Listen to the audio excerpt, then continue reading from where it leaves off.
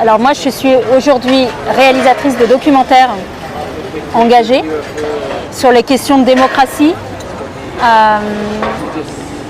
et aussi de libre arbitre, je pense. Avant ça, j'ai été entrepreneur à New York et puis le 11 septembre m'a, j'ai envie de dire, mise au monde. J'ai quitté une trajectoire assez toute tracée de bonne petite du capitalisme mondial. Je me suis mise à écrire et à me questionner et donc à écrire. Et puis après, j'ai changé de format en fait. Mais c'est toujours la même question et c'est toujours la même colère et c'est toujours le même travail. La question, c'est qui gouverne ? Qu'est-ce qui est en train de se passer ? Pourquoi on nous envoie des bombes ? Pourquoi on nous en veut ? Mais surtout, qui tient le grand stylo en fait ? Qui est-ce qui fait qu'aujourd'hui on pense ça, telle chose ou telle chose ? Et pourquoi on pense que c'est juste ? Voilà, donc je suis dans ce... Pardon, c'est assez conceptuel, mais voilà, c'est... Toute l'essence de mon travail est sur... Voilà, le libre arbitre en fait, effectivement. Et la question de la liberté aujourd'hui.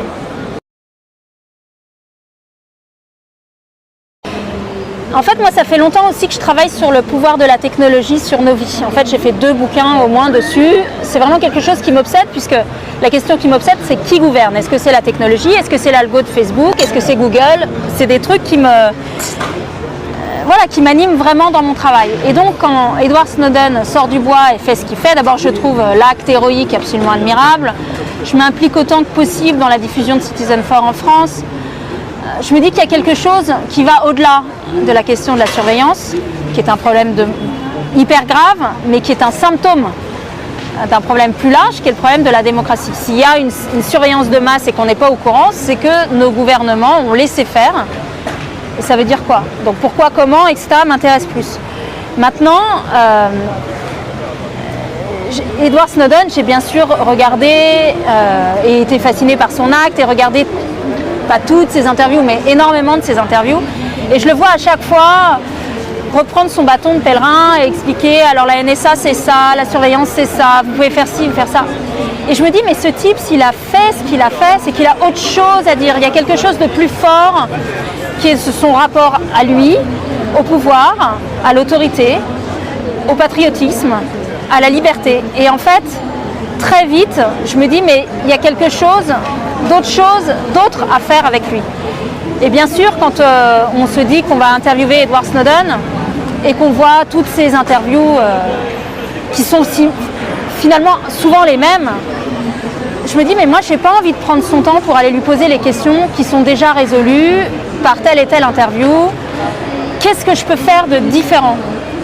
Qu'est-ce qui me manque aujourd'hui ? Et donc le pari, c'était ça. Le pari, c'était d'avoir une conversation.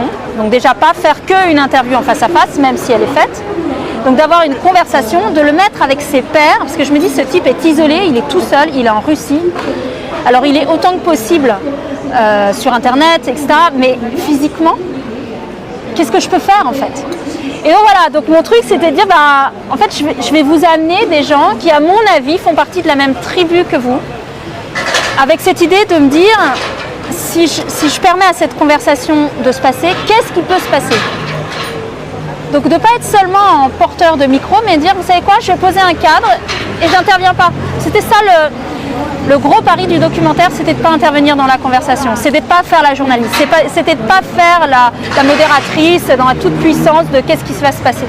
C'était de dire, ok, c'est des figures, c'est des très très grandes personnes pour moi dans ce qui se passe.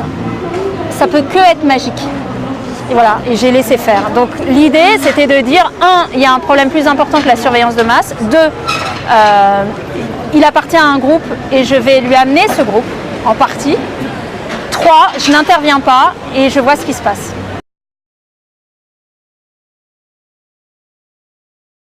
Larry Lessig, c'est un pionnier de l'Internet libre, il a inventé les Creative Commons, mais pas que. Ça fait des années qu'il se bat sur les questions de liberté et de démocratie. Ça fait presque 10 ans maintenant qu'il réfléchit aux problèmes de corruption endémique au système politique américain. Il est rentré en politique il y a 2 ans en essayant de se présenter à la campagne des primaires démocrates et il s'est fait balayer d'un revers de main avec tout le mépris possible et inimaginable par le Parti démocrate. Cette situation de fait me révolte et me fait poser 2-3 questions sur le modèle électoral américain et cette foutue démocratie. Birgitta Jons de Thier, c'est une autodidacte qui est rentrée en politique à la faveur de la crise des subprimes en Islande et qui a importé et a développé toute une série d'idées que seule l'Islande, qui est un pays qui n'appartient pas à la communauté européenne, qui n'est pas dans l'euro, d'avoir un certain nombre de libertés et d'expérimentation. Et Birgitta fait partie de ces gens-là qui réfléchissent très loin, très haut, dans un pays qui n'intéresse pas les géants et donc qui peut faire 2-3 trucs.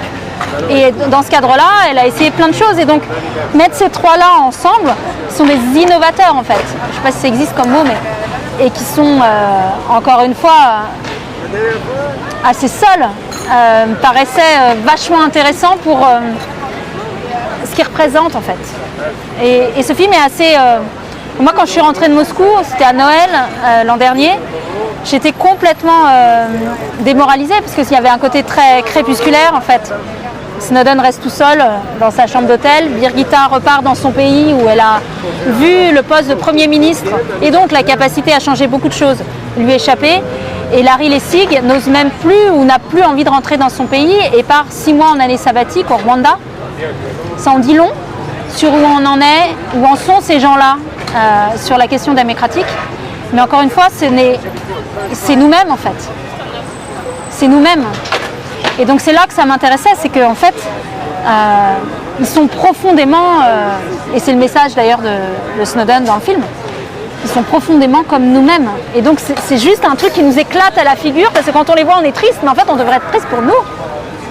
On devrait être triste sur notre propre sort. C'est pas eux qui sont dans la panade, c'est nous-mêmes.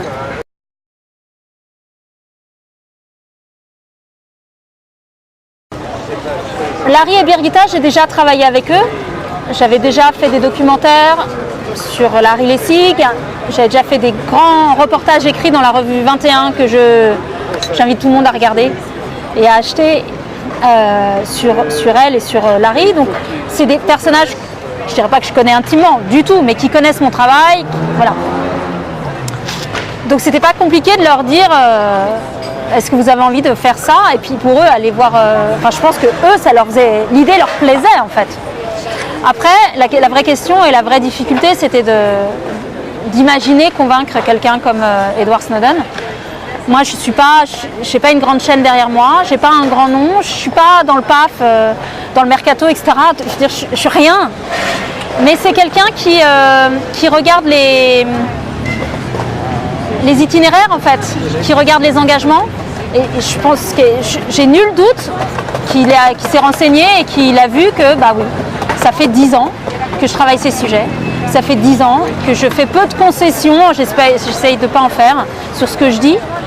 Ça fait 10 ans que j'approche cette question de la corruption, que je m'intéresse au pouvoir de l'internet, de la technologie, etc. Et donc voilà, je pense qu'il y avait le mélange de l'intérêt pour la conversation et le fait que ces deux personnages-là, Birgitta et Larry, avec lesquels j'avais déjà travaillé, me faisaient confiance. Moi, je ne suis pas dans sa tête, je peux juste vous dire ce qu'il m'a dit et je ne ferai pas d'interprétation au-delà de ce qu'il m'a dit. Lui, il était prêt à mourir, nettement. Parce qu'il considère que ce qui se passe est gravissime. Il n'est pas mort, il s'exprime tous les jours. Tous les jours, il intervient dans une fac ou dans une université, dans une entreprise, etc. Il a des millions et des millions de followers sur Twitter. Tout ce qu'il dit est décrypté, analysé, encourage d'autres gens. Il est tout sauf dans une position de toute puissance. Et c'est ça qui le rend tellement touchant et tellement intéressant. Et c'est ça le grand apprentissage en fait. Si vous croyez que vous allez changer le monde, vous êtes mort. Ça ne sert à rien, vous n'allez pas le changer. Par contre, considérez que vous appartenez à une courbe d'apprentissage dont vous n'êtes qu'un maillon, tout en acceptant le fait de ne pas savoir où en est la courbe d'apprentissage, c'est ce qu'il a fait. Et ça, c'est magique. Et ça, c'est l'enseignement principal. Ça suffit, les égos, de mesurer, qui considèrent qu'après eux, tout sera différent et tout sera changé. C'est une position infantile et ridicule. Par contre, ce qui est beau, ce qui est vraiment beau, c'est cette espèce de conviction de dire, eh bien, moi, si je fais quelque chose, peut-être quelqu'un d'autre va s'en saisir et porter la pierre plus loin. Et c'est son pari. Et je pense que ça marche. Et moi, c'est mon pari avec ce film. Et je pense que ça marche. C'est sûr que rien que de faire ce film, il y a un film dans le film qui est le making-of de ce film. Et qui n'est pas fait. Et qui, pour l'instant, est pour moi. C'est probablement l'aventure la plus dingue que j'ai vécue. Parce que filmer en Russie, c'est pas anodin, mais filmer aux États-Unis aujourd'hui non plus. Je veux dire, on vous embête autant avec des caméras. Enfin, ça aux États-Unis, c'est impossible de faire. Une interview comme ça à l'extérieur, en plein air. Vous avez déjà 15 flics qui vous sautent dessus, 5 caméras de surveillance qui zooment. Donc ça pose 2-3 questions. L'anecdote, c'est, je dirais pas qu'il y en aurait. Ce qui m'a le plus frappé, c'est au-delà de ce qui se voit dans le film, c'est-à-dire l'incroyable position stellaire. Enfin, il a un recul extraordinaire et il a des choses à nous dire sur le sujet. Donc le pari était gagné là-dessus. C'est un grand bonhomme au-delà de ce qu'il a fait. Enfin, je veux dire, c'est quelqu'un qui pense puissamment ce qui est en train de se passer. Moi, ce qui m'a touchée, c'est son incroyable gentillesse. Et donc j'ai pas envie d'essayer de vous faire rire ou de vous raconter un détail croustillant, c'est pas mon trip et c'est pas mon truc. Mais ce qui m'a touchée, c'est l'incroyable gentillesse et disponibilité de ce garçon, quoi. Ouais, elle est plus qu'en danger en fait. Ça fait un bout de temps qu'elle n'existe plus. Peut-être que ça a toujours été le cas, peut-être que ça devient tellement obscène et visible qu'on ne peut plus fermer les yeux. Je ne sais pas qui continue d'y croire en fait, à part les gens qui sont dans le système et qui ont besoin de faire croire que ça marche toujours. Mais au fond, je crois qu'on est tous d'accord, c'est difficile d'avoir un Trump au pouvoir et de considérer que on peut avoir un gouvernement qui ne représente que les intérêts privés et se dire qu'on est toujours en démocratie.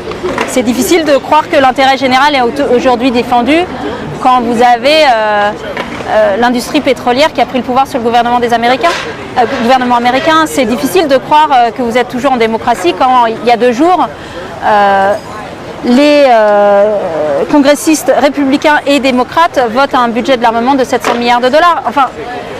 Je pourrais passer des heures là-dessus, ça me paraît tellement évident. Donc oui, il y a plus qu'un problème, mais je pense qu'il est là depuis très très longtemps et que la seule différence, c'est que c'est extrêmement visible et que surtout, avec un Trump au pouvoir, on voit que les forces en présence n'ont même plus besoin de se cacher. Donc est-ce qu'on est venu à ce point idiot, à ce point apathique, à ce point médiocre, qu'il n'ait plus besoin de même maquiller le truc, quoi. Moi, c'est ma rage, c'est ça. C'est pas eux, c'est nous. Je suis vraiment en colère contre nous, en fait. On a laissé faire le truc et on accepte encore. Et probablement qu'on acceptera. J'ai du mal à vous dire que c'est youpla boum, quoi. Maintenant, j'ai la grande chance d'avoir des enfants et donc l'obligation morale de leur donner des raisons d'espérer. Et ce qui me donne des raisons d'espérer, c'est des personnalités comme Edward Snowden, comme Larry Lessig, comme Birgitta Yandostir, comme Melati et Isabelle Wijzen en Indonésie, comme un tas de personnes aujourd'hui qui, contre toute attente et contre toute évidence, puisque de toute façon la partie semble assez jouée, disent tu sais quoi, peut-être ça ne changera rien, mais je vais quand même le faire. Il ne s'agit plus de savoir si on va sauver le monde, mais savoir si on va avoir un peu de dignité. Et moi, la défense de la dignité, quelqu'un qui doute, quelqu'un qui cherche, ça continue de me bouleverser. Et tant que ça me bouleversera, j'aurai de l'espoir.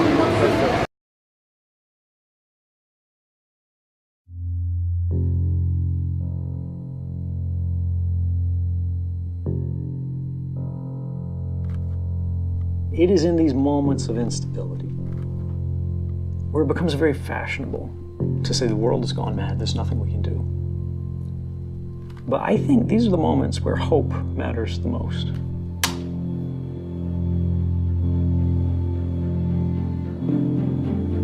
Perhaps we become too polite. Perhaps our own comfort is our worst enemy. How long will it be until they arrive? Brigitte and Larry are seeing not just what's here, but what's coming.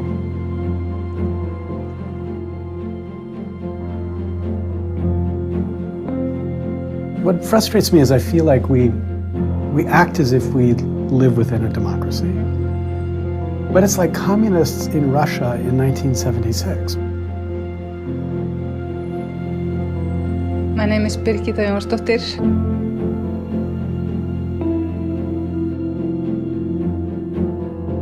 The key to be able to function in these sort of times we're in is like being able to let go of fear of change. That's them. Sometimes, just history comes knocking, and this is one of these moments. And the question is, why do we believe in democracy anymore?